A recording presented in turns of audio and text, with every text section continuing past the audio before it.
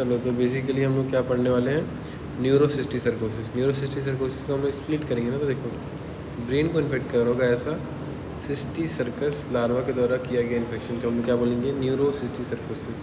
Simple. तो देखो ये जो कॉज हो रहा होगा किसकी वजह से हो रहा होगा, टीनिया सोलियम। टीनिया सोलियम क्या है अपना पैरासाइट है ना। ये पैरासाइट का जो लार्वा स्टेज होगा वो अपने को इन्फेक्शंस करा रहा होगा। तो अगर ये लार्वा अगर अपने बॉडी में मसल में पहुंचा तो मस्कुलर सिस्टिक सर्कोसिस होगा, अगर ब्रेन में पहुंचा तो न्यूरोसिस्टिक सर्कोसिस होगा, और अगर आँख में पहुंचा तो ऑक्यूलर सिस्टिक सर्कोसिस होगा। सिंपल। इसको याद करने का था टीनिया सोलियम। ठीक है, अब देखो ये हम लोग इसका लाइफ साइकिल है, उसको हम लोग अलग अलग स्टेज में पढ़ेंगे। जैसे देखो इसका इंट्रोडक्शन पढ़ लिए, और क्या पढ़ेंगे इसका, देखो ये लाइफ साइकिल हो गया। इसके बाद इसके मैनिफेस्टेशन में मेन तो न्यूरो ही है, और ये छोटे छोटे हैं, फिर लेबोरेटरी डायग्नोसिस और फिर ट्रीटमेंट। सिंपल। तो देखो लाइफ साइकिल की बात करें,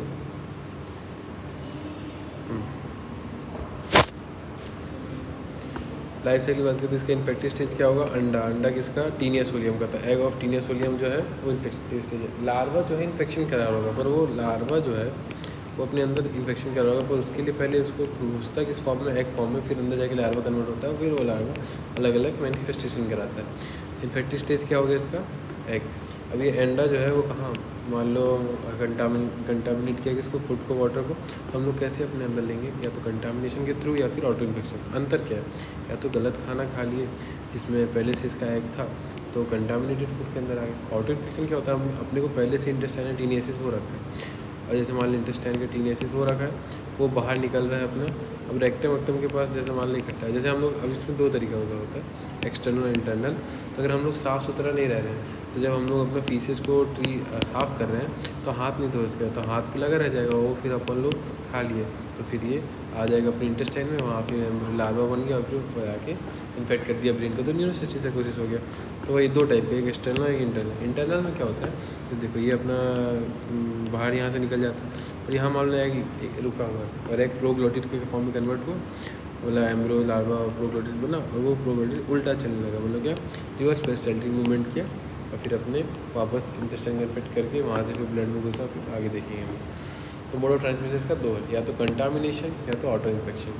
अब ये दोनों की वजह से गया, अब ये जो अंडा हुआ वो कंटामिनेटेड फूड के थ्रू अपने अंदर आया, अंदर कहाँ पहुँचेगा, इंटेस्टाइन में। इंटेस्टाइन में रप्चर हुआ तो क्या निकलेगा, एम्ब्रियो, और एम्ब्रियो निकला तो ये निकल के क्या करेगा, एम्ब्रियो निकला, एम्ब्रियो क्या करेगा, इंटेस्टाइन को रप्चर करेगा, रप्चर करेगा तो यहाँ ब्लड वेसल होगा, तो ब्लड वेसल में घुस जाएगा, तो इंटरसर्कुलेशन, और ब्लड वेसल जो होता है वो अलग अलग जगह पहुँच जाता है।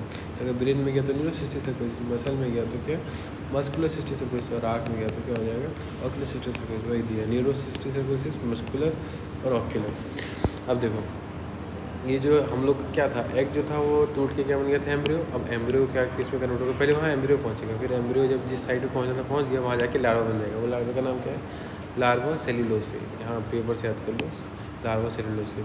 और वो लार्वा सेल्यूलोसे जो होगा वो छोटे छोटे लार्वा जो है एक फ्लूइड फिल्ड स्पेस में इकट्ठा हो गया, उस फ्लूइड फिल्ड स्पेस का नाम क्या होगा, सिस्ट। तो ये इसका लाइफ साइकिल है। अंडा हुआ, अंडा को हम लोग खाए, इंटेस्टाइन में गया, उसमें एम्ब्रियो में कन्वर्ट हुआ, एम्ब्रियो पेनिट्रेट किया, अपने ब्लड में गया, ब्लड से अलग अलग जगह गया, वहाँ जाके एम्ब्रियो जो है लार्वा में कन्वर्ट हुआ, और लार्वा का नाम क्या है, लार्वा सेल्यूलोसिस से वो सिस्ट बनाती है। वही सिस्ट अलग अलग दिक्कत कर रहा था, इसलिए सिस्टिक सर्कोसिस। तो देखो पहला क्लिनिकल मैनिफेस्टेशन क्या होगा उसका, न्यूरोसिस्टिक सर्कोसिस। तो न्यूरोसिस्टिक सर्कोसिस जो होता है उसमें बहुत सारी चीज़ कॉमन, बहुत मोस्ट कॉमन। ये मोस्ट कॉमन क्या है, सिस्टिक सर्कोसिस के तीन टाइप थे अपना, ये न्यूरो मतलब मस्कुलर, न्यूरो और ऑक्यूलर। सबसे कॉमन होता है न्यूरो ही, तो क्या neurocysticercosis most common form of cysticercosis है। अब ये कैसा है, पैरासिटिक इन्फेक्शन। तो बहुत सारे टाइप के पैरासाइट अपने सीएनएस को इन्फेक्ट करता है, पर उनमें सबसे कॉमन कौन होता है, सिस्टिक सर्कोसिस। तो neurocysticercosis most common parasitic CNS infection है, और ये एडल्ट में क्या करता है, सीजन लाता है, एपिलेप्सी लाता है। तो अडल्ट ऑनसेट एपिलेप्सी का भी सबसे कॉमन कारण यही होता है। एडल्ट मतलब क्या, 30 से 50 साल की बात किए जा रहे हैं यहाँ पे। तो मोस्ट कॉमन वाला पार्ट हो गया। अब देखिए दो फॉर्म का एनसीसी कराता है। दो फॉर्म मतलब क्या, या तो ये पेरेन्काइमा को इन्फेक्ट कर रहा होगा, या तो non parent extra parenchyma part. Parenchyma मतलब ये ब्रेन का जो पेरेन्काइमा है तो समझ में आ गया। एक्स्ट्रा पेरेन्काइमा मतलब क्या, इसके अलावा मतलब क्या, जैसे मेनिंजेस, उसके नीचे वाला स्पेस मतलब क्या, सब अरेक्नॉइड स्पेस, अलग अलग फ्लूइड फील्ड स्पेस मतलब क्या, वेंट्रिकल्स, इनको इन्फेक्ट कर रहा होगा। सिंपल। तो पेरेन्काइमल और एक्स्ट्रा पेरेन्काइमल ये दो जगह को इन्फेक्ट कर रहा होगा, ठीक है। फिर अपना क्लिनिकल मैनिफेस्टेशन की बात करें तो अभी हम लोगों ने क्या बोला था कि एडल्ट ऑनसेट एपिलेप्सी के लिए रिस्पॉन्सिबल होता है, तो इसलिए मोस्ट कॉमन क्या हो गया, इसका सीजर हो गया।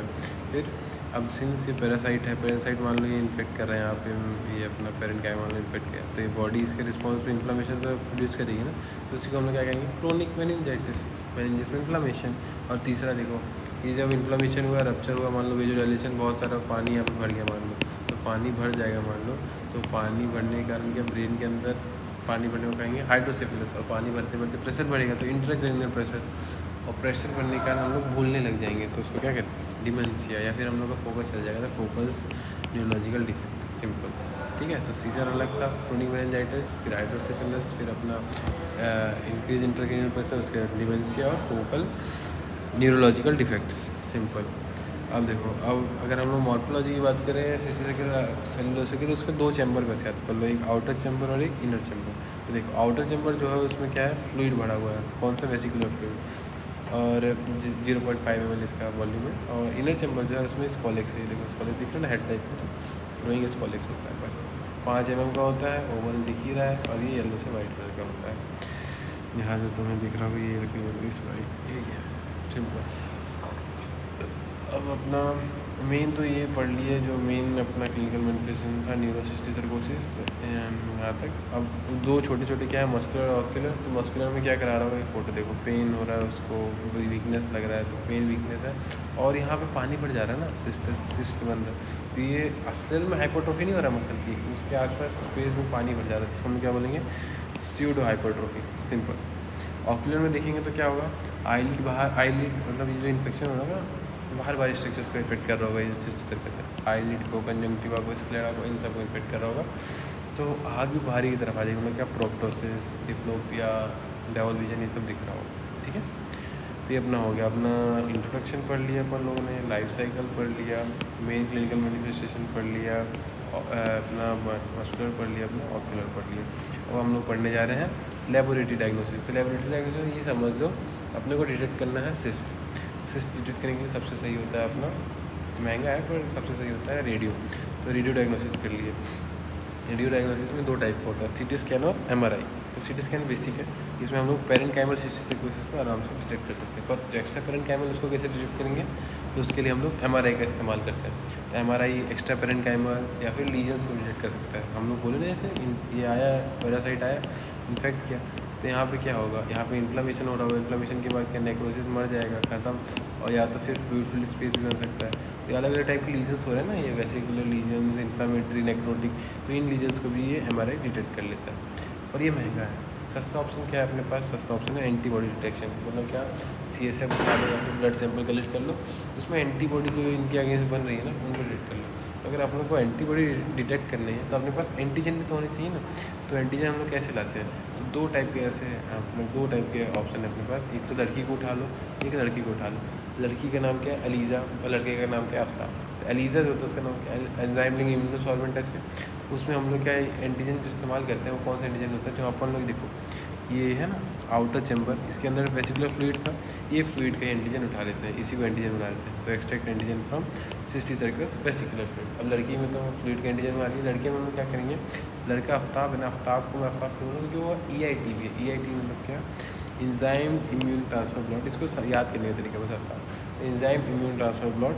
तो ये इंजाइम इम्यून ट्रांसफर ब्लॉट में हम लोग क्या एंटीजन कौन सा इस्तेमाल कर रहे हैं, जो सेल वॉल होता है ना उसमें एंटीजन होता है, एक तो लेक्टिन एंटीजन होता है, तो कौन, जो कि ग्लाइकोप्रोटीन का बना होता है। तो LPG होता है ना, वैसे LGP है यहाँ पर। तो GP मतलब तो ग्लाइकोप्रोटीन हो गया, LN मतलब क्या, लेंटिल लेक्टिन, लेंटिन वो होता है ना दाल, तो ये लेंटिल लेक्टिन लेक्टिन, ये 7 होते हैं। अगर हम लोग एंटीबॉडी इसका डिटेक्ट कर रहे हैं, मान लो ये एंटीजन एंटीबॉडी 7 से रिएक्ट करेगा तो 7 बैंड बनेगा, एक से रिएक्ट किया तो 1 बैंड बनेगा, तो 1 से लेकर 7 GP बैंड बन सकते हैं, पर एक भी आ गया तो मतलब ये 100% पॉजिटिव है कि ये सिस्टिक सर्कस है, वही न्यूरोसिस्टिक सर्कस हो रहा है, सिंपल। तो अपन लोगों ने रेडियो डायग्नोसिस कर लिया, अपन लोगों ने एंटीबॉडी डिटेक्ट कर लिया। अब अपन लोग देख रहे हैं एंटीजन डिटेक्शन। एंटीजन डिटेक्शन कैसे होगा, हम लोग अब देखो, एंटीबॉडी डिटेक्ट करना था तो अपने पास एंटीजन होना चाहिए। अब अपने को एंटीजन डिटेक्ट करना है तो अपने पास क्या होना चाहिए, एंटीबॉडी। तो एंटीबॉडी हम लोग कैसे बनाएंगे, चूहे के थ्रू। चूहा जो होगा उसे मोनोक्लोनल एंटीबॉडी बनवा देंगे हम लोग, मोनोक्लोनल एंटीबॉडी। तो देखो मोनोक्लोनल एंटीबॉडी जो होता है उसको हम लोग क्यों यूज़ करें मॉनिटरिंग के लिए, देखो जैसे देखो मान लो अपने अंदर सिस्टी सर्कस है, बहुत सारा सिस्टी सर्कस हो गया, बहुत सारा सिस्टी सर्कस मतलब उससे एंटीजन भी बहुत ज़्यादा हो गया ना। तो अगर अपने अंदर ज़्यादा सिस्टी सर्कस मतलब एंटीजन ज़्यादा। अब देखो अपन लोग जो एंटीबॉडी बना रहे हैं, अगर हम लोग उसको रिएक्ट करवा रहे हैं तो बहुत सारे एंटीजन से बहुत सारे एंटीबॉडी रिएक्ट करेंगे, मतलब बताएगा ही बहुत है। पर हम लोग मान लो ट्रीटमेंट देती है तो अपने अंदर बैक्टीरिया कम हुआ मतलब क्या एंटीजन कम हुआ। तो अगर एंटीजन कम हुआ तो एंटीबॉडी जब हम लोग देंगे तो कम रिएक्ट करेगा, मतलब क्या हम लोग को बताएगा कि हाँ ट्रीटमेंट सही चल रहा है। तो वही मतलब मॉनिटरिंग के लिए इस्तेमाल किया जाता है, क्योंकि एंटीजन की मात्रा ट्रीटमेंट के बाद कम हो जाता है। फिर हिस्टोपैथोलॉजी हो गया और fine needle aspiration cytology. Fine needle aspiration cytology में क्या होता है, जैसे हम लोग बोले सिस्ट बन रहा है तो सिस्ट की तरह डिपॉजिट हो जाता है। सिस्ट जो बन रहा है ना उसमें हम लोग छोटा सा नीडल डाल दिए और उस फ्लूइड को बाहर निकाल के हम लोग फिर देखेंगे। तो बाहर निकाल के जब उसको जीम सा स्टेन लगा दिए, अब लगा देंगे तो फिर हम लोग देखेंगे लार्वा कैसा है। अगर लार्वा अगर जिंदा है तो वाइबल, अगर वो मर गया तो नेक्रोटिक, और अगर उसके ऊपर कैल्शियम डिपॉजिट हो गया है तो वो क्या हो गया, कैल्सिफाइड सिस्टी सर्कस। सिंपल। फिर ट्रीटमेंट की बात करें तो इसका हाँ पर इसका जो डायग्नोसिस होता है ना उसके लिए हम लोग एक रिवाइज्ड डेल मतलब लैपटॉप से याद कर लो, डेल लैपटॉप, तो रिवाइज्ड डेल ब्रूनो टेक्निक का इस्तेमाल करते हैं फॉर इसका डायग्नोसिस। इसमें बहुत सारे डेटा का इस्तेमाल किया जाता है कि कहाँ कहाँ होता है, तो epidemiological data, immunological data, clinical data को इंटीग्रेट करके हम लोग जल्दी से जल्दी डिटेक्ट कर सकते हैं कि किसको न्यूरोसिस सर्कोसिस है, किसको नहीं है ऐसा।